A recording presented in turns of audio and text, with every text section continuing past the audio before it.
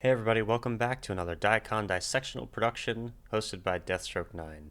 Today, we're going to be interviewing a man named Kevin Beggs, who is the co-owner and vice president of Diamond Studios.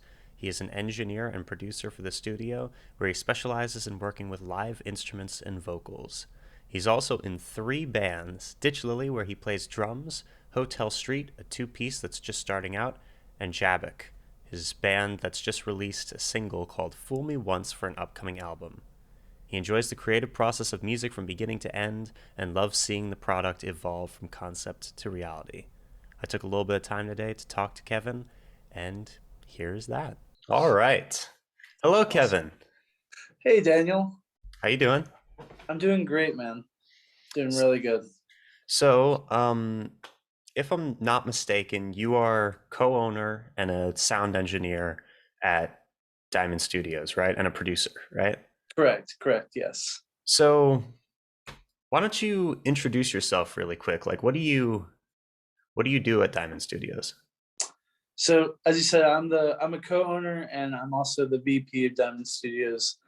That job entails basically keeping Nathan in check and also messaging clients, working with clients, engineering as well. That's also comes with that job that I have taken over. Also, just keeping the studio running, keeping it going, and it's really it's it's really a cool thing that I don't think about it sometimes because I've gotten used to it, but it's really a cool thing to think about that this is something that I like get to do for a living. Like it's crazy because like a few like years ago, I was like, I think I want to own a studio after I like tour with the band for a few years, maybe. Like I'll figure out what I'm doing. And it's like, no, it's like I'm doing this now. That's awesome, man. So Yeah, everything's kind of coming together yeah, for absolutely. and Diamond Studios has been blowing up lately. It's It awesome. has. It's so cool to see how, this idea that you guys had has exploded into this huge enterprise that's going really, really well. I love it. Yes. What's your favorite part of working at Diamond Studios? Like, what's your favorite job that you do? Honestly, I love seeing the artist's creation just like from concept to reality. That's like my favorite thing. I love seeing like this idea that's barely has any form at all. And then like it might be like exactly what they wanted, or it might be like something off the wall and completely different near the end. I love seeing that process. It's one of my favorite things. It's the whole That's reason why I do awesome. this. So That's yeah, beautiful. I love that. thank you. That's so cool. Yeah. Uh, have I when we I know I've been to Diamond Studios a couple of times. Have I like spoken to you while we were there before? I don't remember. I don't think so. I don't think so. Yeah, I've missed you I've every told time Nate somehow. I, Huh. I've told Nathan every time you're there, I always miss you. I don't Yeah. know Hmm. how that happens. Maybe next time. Maybe next time. Maybe next time. Which I plan on heading back soon, so that'll be cool. Awesome. I look forward to it. But what were you doing like before you and Nathan kind of, did this? What were you doing? Like what led up to this So decision? so me and Nathan kind of grew up together mainly through high school. So we knew each other through that, like marching band in high school. And that's kind of we got to know each other a lot. That's awesome. And when he went to Macon, I went to college for like music essentially. And I hated college, so I dropped out. It wasn't for Understandable. me. And I just started working like a typical job and then just working on my music on the side. That's Jabbok formed out of my last few years in college, and I started recording them in my college apartment where me and my wife were living, and that whole first album with Jabbok with DIY Bother was all recorded in like a 10 by 10 room, drums and That's everything. that's awesome though. So you Yeah, you got right into it and started yeah, making do with what you had to work with and managed to put out an album. Was it self-produced? yeah, all of it. Yeah. Damn, that's crazy. And did you guys like? So who makes up the band, Jabbok? So me and Jonathan Boucher, he's one of the session musicians here at Diamond Jonathan. Studios. Okay. We make up like the frontman role, so we both sing and play guitar, share lead guitar roles and stuff. And then Asher Ord is our bass player, and then Tyler Heffert is our drummer. And both of those guys are on their at their own schools right now. So we're kind of doing this whole, when they come into town, we'll record as much as we can, and then whenever they're gone, we'll write as much as we can. Hmm. It's definitely difficult, but I'm excited to see where we go from there. Okay. Yeah, that does sound like a interesting writing process. Yeah. It's very interesting.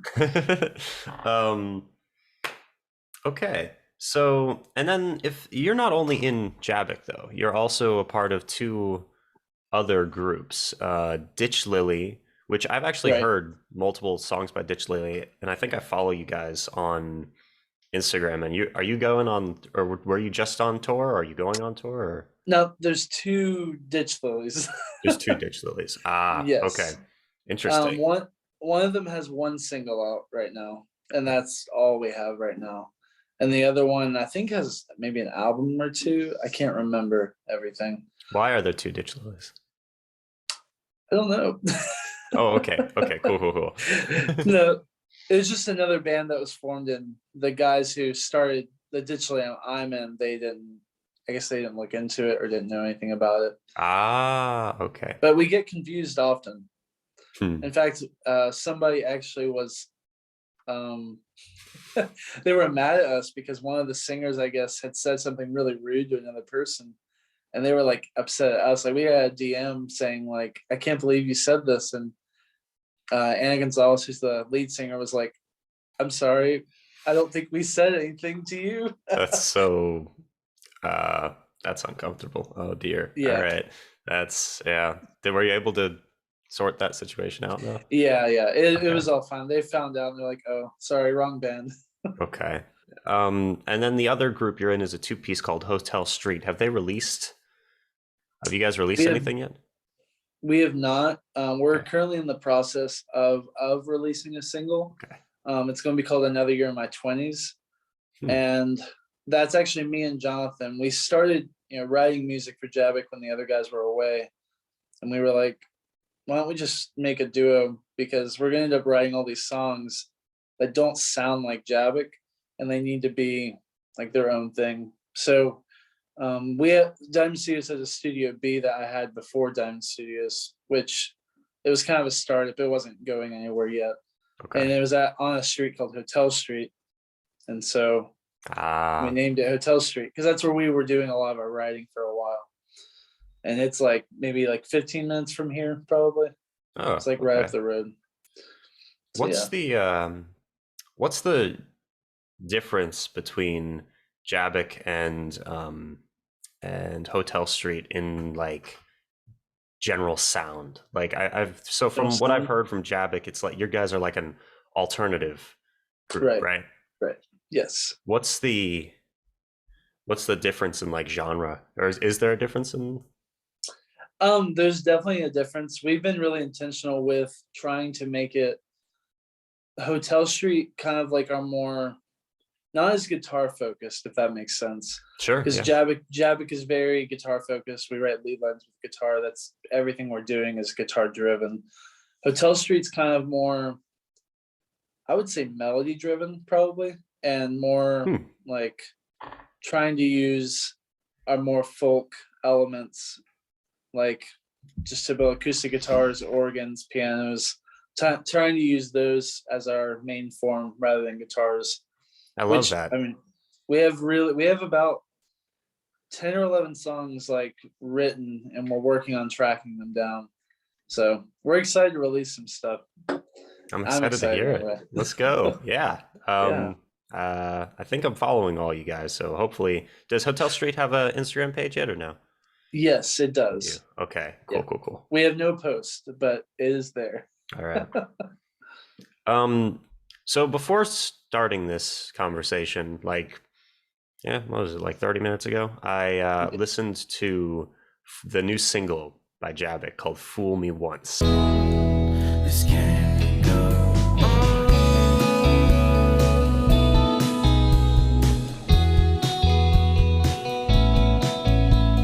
Yeah. And my initial impression of it was like it was like a really good, alternative kind of rockin' song. Right. And it started, and up till like about halfway through, I was vibing, right? I liked it. Yeah. And then there's a point where like the emotion gets way bigger, and Yeah.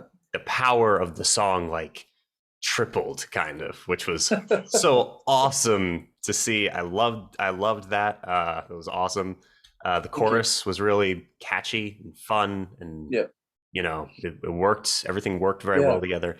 And then at the ending was, so I'm a huge fan of experimental music and Okay.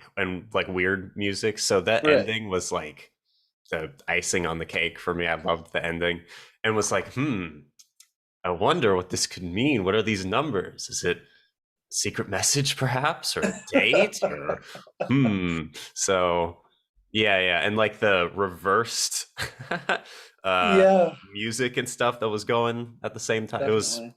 It was awesome. So, Thank you. so you guys have an album coming up, right? Like, you're gonna Right. be releasing an album soon. Do you have a release date for that yet, or not yet? I wish I had a release date. I'm hoping, my general idea is by the end of the year. By the end of the year. Okay. That's my goal, by next January, to have a full length album out. So that's my goal. And to anyone watching this right now, you can actually find their new single "Fool Me Once" along with all the social media pages in the description below, just so you guys know. And yeah, I'd highly recommend you check it out. It's awesome. But so what inspires your music? Like, I went onto I'd stalked you a little bit on Instagram, and I saw, let's see, what did I see? I saw Switchfoot. I knew them. Yeah. I saw Switchfoot. I saw Colony House, Yes. King's Kaleidoscope. Yeah. So is that the type of music that you generally like listen to, and that inspires the music you create, or? I think definitely they've touched my sound in a sense, as far as my influence. As far as my singing voice, very much King's Kaleidoscope, their lead singer Chad Gardner, my melodies and the way he phrases things, they end up being very similar. I Okay. don't do it on purpose. It's just what happens because of what I Sure. listen to a lot. And my songwriting, a lot of my songwriting is influenced by John Foreman, probably. Okay. So they're they at that point in my life, they definitely colored my songwriting palette for sure. Um Nowadays it's changed a little bit. I'm definitely more in the sad boy rock at the moment. That's where I've been recently. Who are some of your Like, favorite groups right now in that genre? probably, I really like, I guess I say sad boy, but also it's like slacker at the same time. Like, Oh, I oh, enjoy, yeah, like I enjoy Pavement. I enjoy Car Seat Headrest. hell Um, yeah! yes, Let's they're go, great. car seat headrest. They're amazing. Yep. Yep. I love like Radiohead, stuff like Yep. that. That's stuff that's been influencing me lately. That's awesome. That's Yes. awesome. um, damn, I love that. Yeah, Radiohead. Can't believe. I recently had car seat headrest like featured their music on my channel, and like no one had heard of them, and I was like, gosh darn it. Really? Yeah, but They're pretty you know, they're, they're pretty big in Georgia from what I've seen. are they really? Ooh, I think so. I didn't even realize that. That's very cool. But yeah. So let's see. So what is your plan for the future, like for you and for like Diamond Studios and stuff? Like, where do you see yourselves going in the future? Like, what's the ambitions that you currently are working with? Ambitions. I'm trying to figure out what to say without saying too much.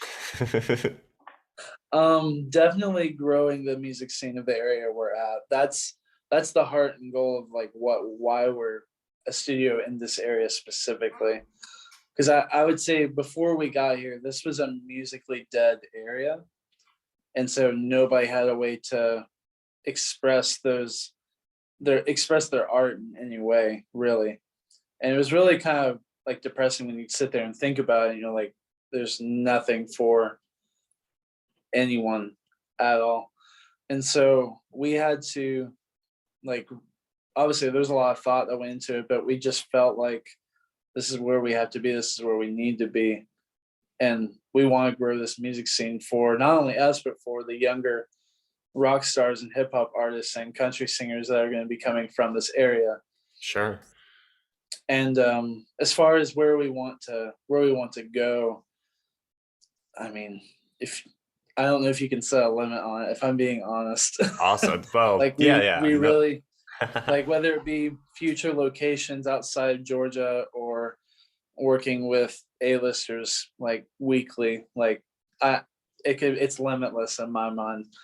I know that me and Nathan have talked, and like we want to explode essentially, and that's really what we're wanting to do. But at the heart of it, we want to usher in a culture of like expressing your art, like, and like not putting limits on what you can create or how you need to create it essentially.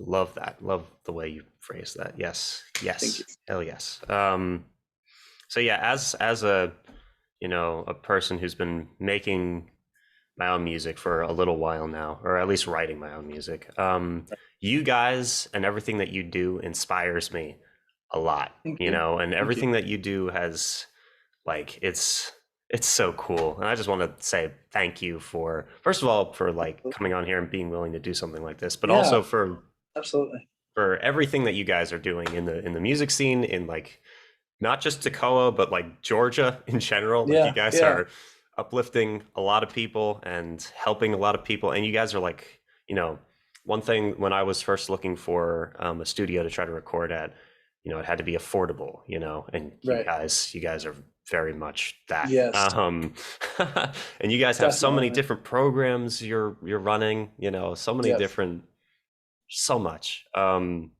So yeah, from the bottom of my heart, thank you. Absolutely. No. But yeah, is there anything that you want to talk about or shout out before we kind of move into the end? Not that I can think of. I think honestly, we covered a lot of the stuff that I'm involved in. I guess just the Jabbok album, trying to keep that going and keep that moving along. And I'm planning on releasing another single. We're planning on releasing another single in March, and then another one in May or June, I believe, one of those two.